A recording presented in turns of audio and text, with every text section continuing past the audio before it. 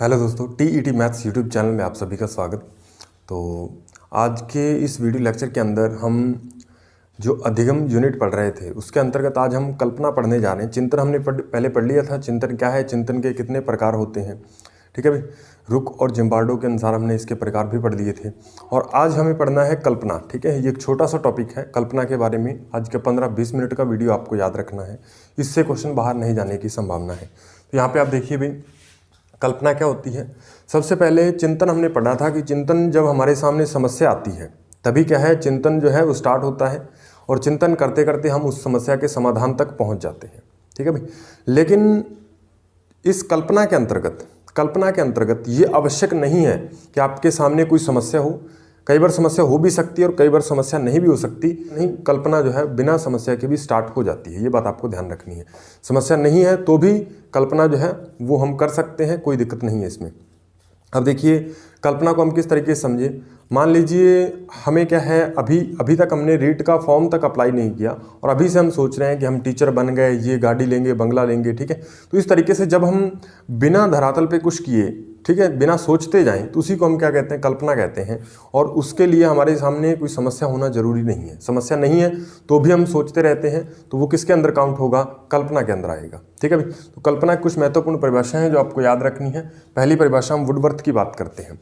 तो वुडवर्थ ने हमें क्या बताया था। वुडवर्थ कहता है कि कल्पना मानसिक प्रहसन है जहां व्यक्ति पहले वास्तव में देखे हुए तथ्य का स्मरण करता है, उसके बाद उन्हें नए नमूनों में सजाता है या पुनः व्यवस्थित करता है। ये क्या कह रहा है कि कल्पना मानसिक प्रहसन है, यानी मन के अंदर, यानी मस्तिष्क के अंदर चलने वाली एक क्रिया आप कह सकते हो, जहां व्यक्ति पहले वास्तव में देखे हुए तथ्य का स्मरण करता है।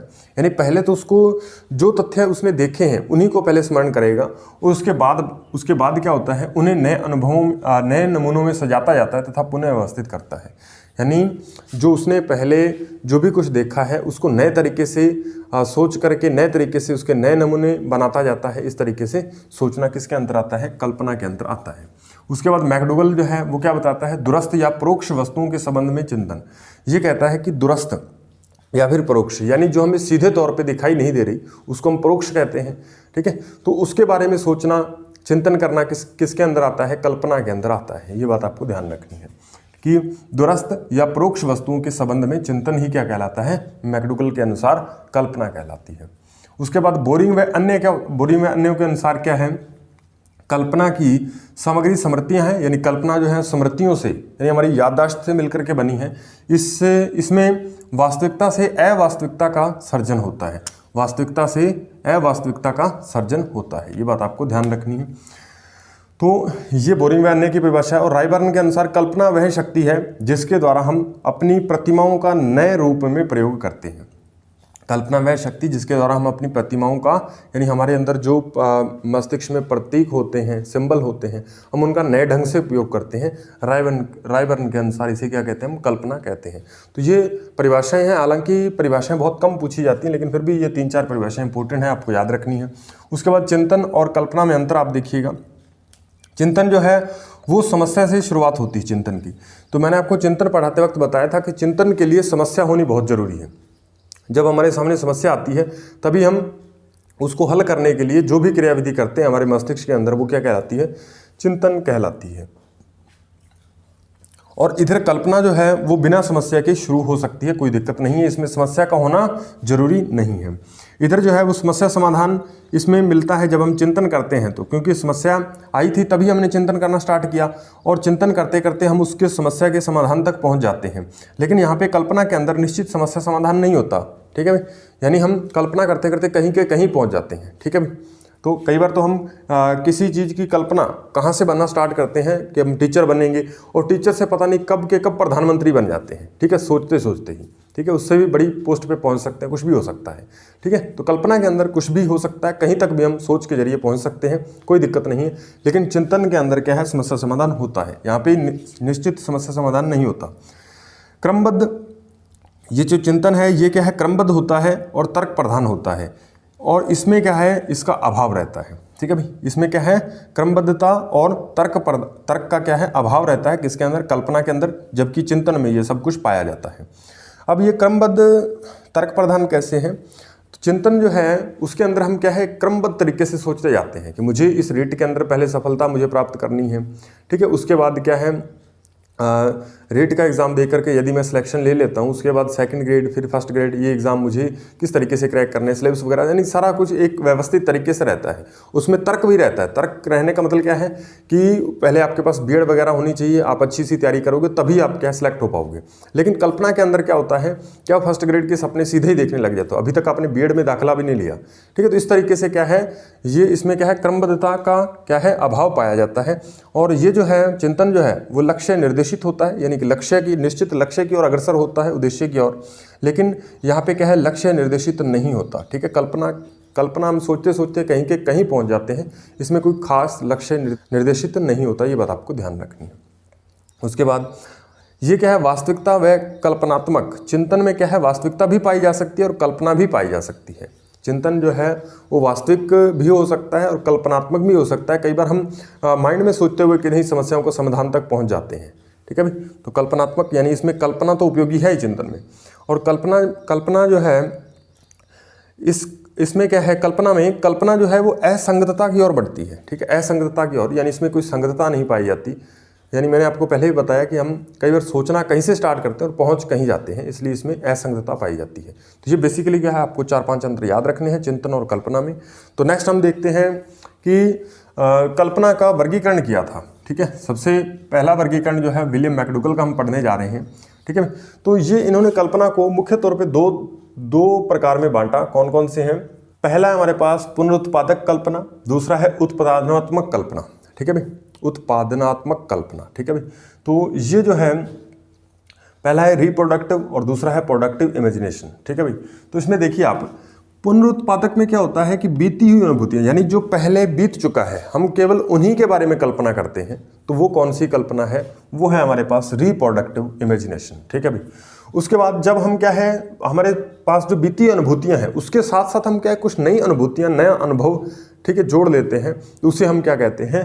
उसे हम कहते हैं प्रोडक्टिव इमेजिनेशन, ठीक है भाई।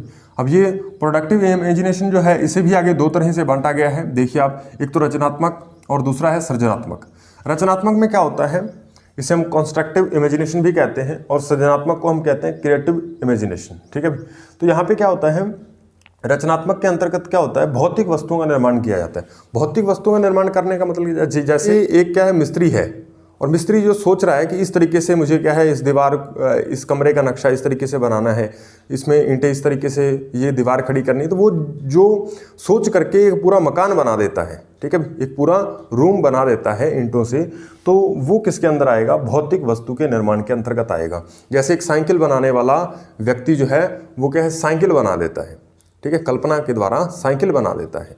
तो वो साइकिल बनाना यानी किसी भौतिक वस्तु का निर्माण हुआ है, उसको हम कहते हैं रचनात्मक कल्पना।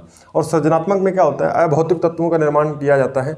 जैसे साहित्यकार होते हैं तो वो साहित्य लिखते हैं, ठीक है, कवि होते हैं कविताएं लिखते हैं, ठीक है, निबंध लिखते हैं। तो वो सारा जो लिखने वाला काम है वो किसके अंदर आएगा? अभौतिक तत्व यानी क्रिएटिव सृजनात्मक के अंतर्गत आएगा, ठीक है। तो इस तरीके से हमने क्या है विलियम मैकडूगल का वर्गीकरण पढ़ा, कल्पना का वर्गीकरण पढ़ा, ठीक है भाई। तो सबसे पहले इन्होंने कल्पना के मुख्य 2 प्रकार बताए, फिर प्रोडक्टिव इमेजिनेशन को भी आगे 2 तरह में बांटा। इस तरीके से ये हमें प्रकार जो है वो याद रखने हैं। आपसे क्वेश्चन इस तरीके से पूछा जा सकता है कि किसी भौतिक वस्तु का निर्माण करना कौन सी कल्पना है? तो रचनात्मक कल्पना है, ये आपको इस तरीके से आंसर देने हैं। छोटे छोटे क्वेश्चन बनेंगे, यहाँ से घबराने वाली कोई बात नहीं है, ठीक है भाई। तो नेक्स्ट पढ़ते हैं, एक और हमारे पास नया वर्गीकरण है, उसको भी हम पढ़ते हैं। चलिए दोस्तों, अब हम कल्पना का वर्गीकरण जेम्स डेवर के अनुसार पढ़ते हैं किस तरीके से है। तो जेम्स डेवर के अनुसार कल्पना का वर्गीकरण जो है, इन्होंने भी कल्पना को 2 तरीके से बांटा था, ये हम पहले भी पढ़ चुके हैं, पुनरुत्पादक और उत्पादनात्मक कल्पना, ठीक है भाई। तो ये हम पहले पढ़ चुके हैं। इसमें बीती अनुभूतियों को शामिल किया जाता है, इसमें नई अनुभूतियों का जन्म होता है, ठीक है भाई। कुछ नई अनुभूतियों को जोड़ करके जो कल्पना की जाती है वो होती है प्रोडक्टिव इमेजिनेशन।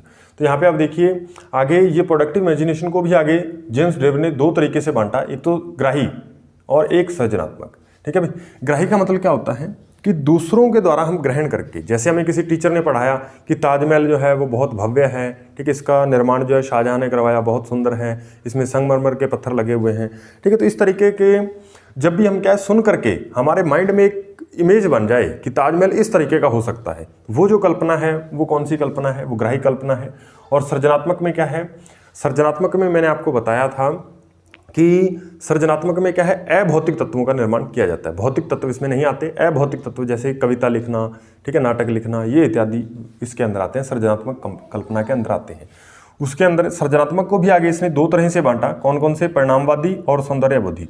परिणामवादी का मतलब क्या होता है कि जिससे हमें क्या है, निश्चित कोई परिणाम प्राप्त हो रहा हो, निश्चित परिणाम प्राप्त हो रहा हो, उसको हम क्या कहते हैं, परिमाणवादी कहते हैं और परिणामवादी कहते हैं। और दूसरा है हमारे पास सौंदर्यबोधी, जिससे हमें सुंदरता का बोध हो, सौंदर्य का बोध हो, वो कौन सी कल्पना है, वो सौंदर्यबोधी कल्पना है। ठीक है भाई।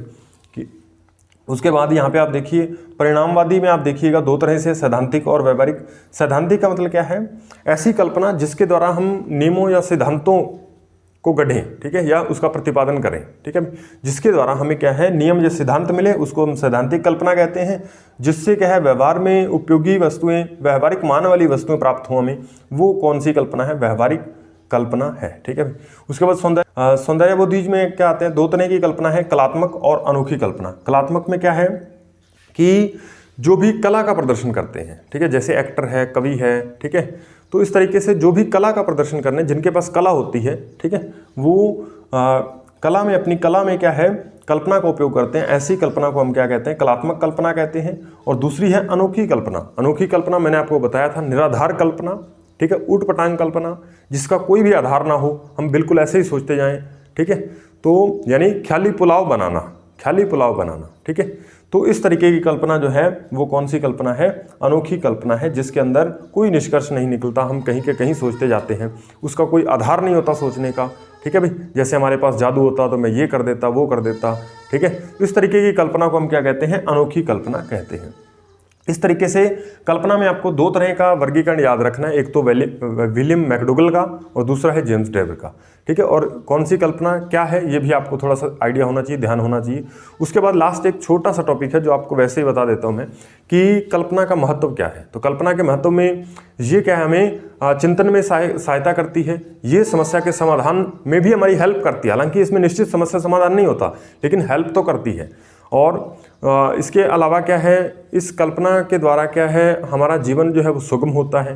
कई बार हम चीज़ों के बारे में सोच करके हमें क्या संतुष्टि मिलती है, और ये समायोजन में भी सहायक है। कल्पना जो है वो क्या है, हमें कोई नवीन योजना बनाने में भी सहायक होती है, और क्या है, हमें ज्ञानार्जन में भी सहायक होती है। कई बार हमें क्या है, कुछ पढ़ने के लिए हमारे दिमाग, जैसे हम साइंस पढ़ रहे हैं तो हमारे माइंड में वो इमेज बननी चाहिए कि इस तरीके से हो रहा है, तो वहाँ पे भी हम कल्पना करते हैं, इसलिए हमारे ज्ञानार्जन में भी सहायक है। इस तरीके से कल्पना के क्या है, बहुत सारे उपयोग हैं, ठीक है, बहुत सारा महत्व है। तो इस तरीके से हमने क्या है, कल्पना टॉपिक जो है संपूर्ण अच्छे तरीके से पढ़ दिया है। यदि आपको इतना याद है, आप इसे ढंग से तैयार कीजिएगा तो बहुत है। एग्जाम में यदि कल्पना से क्वेश्चन आता है तो यहीं से आने की संभावना है। तो मिलते हैं नेक्स्ट वीडियो में। और आपको बता दें कि पहले कुछ दिन वीडियोस नहीं आ पाई, इसके लिए हम क्षमा चाहेंगे, क्योंकि आपको पहले मैंने कम्युनिटी पोस्ट में टैब में क्या आपको बता दिया था कि इसके अंदर क्या है, हमारे किसी रिलेटिव का एक्सीडेंट हो गया था, तो उस वजह से क्लासेज जो है वो नहीं आ पाई। लेकिन अब से क्लासेज जो हैं वो कंटिन्यू हम रखेंगे, ऐसी हम पूरी कोशिश करेंगे। वैसे तो बहुत सारा काम होता है, लेकिन फिर भी टाइम निकाल के आपको क्लासेस मिलती रहेंगी। तो यदि आप हमारे यूट्यूब चैनल पे नए हैं तो आपको बता दें कि इस चैनल पे क्या है, रीट 2022 के लिए साइकोलॉजी, रीट लेवल 2 के लिए मैथ्स और रीट लेवल 2 के लिए साइंस का पूरा कोर्स जो है वो निःशुल्क करवाने की हम कोशिश में लगे हुए हैं। और इससे संबंधित हमने कुछ वीडियोस अपलोड भी कर दी हैं, यदि आपने वो नहीं देखी तो आप उन्हें ज़रूर देखिएगा। और हमने क्या है, रीट 2021 में मेरे 140 नंबर कैसे बने, इसके लिए मैंने अपनी रणनीति बताई है, और आप उसे भी देख सकते हैं, आपको ज़रूर हेल्प मिलेगी। और दूसरी बात, मैंने बेस्ट बुक्स भी बताई हैं कौन कौन सी, और एक मैंने साइंस के लिए स्पेशल तौर पे एक वीडियो बनाया था जिसके अंदर मैंने बताया था कि साइंस के क्वेश्चन कहाँ से पूछे गए हैं। तो आप आरबीएससी या एनसीईआरटी बुक्स ही पढ़िए, ठीक है। आरबीएससी बुक्स पढ़ोगे तो आपके लिए बहुत ज़्यादा बेनिफिशियल हो जाएगा, ठीक है।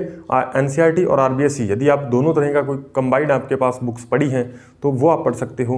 नहीं तो आपको आरबीएससी पुरानी बुक्स यदि आपके पास अवेलेबल हैं तो वो पढ़िए, नहीं तो हमारे वीडियोज़ लेक्चर देखिए। ये इतना काम आप कर लेते हो तो आपका 140-45 स्कोर आप आसानी से कर सकते हो, बशर्ते आपको याद रहना चाहिए, ठीक है। कई बार हम पढ़ तो बहुत ज़्यादा लेते हैं लेकिन हमें याद नहीं रहता, तो हमें बहुत ज़्यादा गाइडें या बुक्स पढ़ने की ज़रूरत नहीं है। हमें सिर्फ क्या है, सिलेक्टिव मैटर पढ़ना है। जब हम सिलेक्टिव मैटर पढ़ेंगे तो वो हमें आसानी से याद भी हो जाएगा। आप देखोगे मैंने छोटे छोटे टॉपिक, जैसे कल्पना टॉपिक इतना बोर्ड पर लिखा हुआ, मैंने इतना ही पढ़ा था, ठीक है। इस तरीके से बहुत सारे टॉपिक जो हैं वो शॉर्ट में मैंने पढ़े, शॉर्ट में पढ़ी। और शॉर्ट में पढ़ते हैं तो शॉर्ट में पढ़ने का मतलब क्या है, उसे समझिए तो डिटेल से, हमें एक एक शब्द समझ में आना चाहिए। लेकिन जब हम उसे याद करें तो हमारे पास सिर्फ इतना सा मैटर होना चाहिए, बस 2-4 परिभाषाएं और ये चिंतन और कल्पना में अंतर, और ये आप देखिए कल्पना के प्रकार या इसका वर्गीकरण, ठीक है भाई। इस तरीके से जब आप पढ़ोगे तो आपको कोई टेंशन लेने वाली बात नहीं है।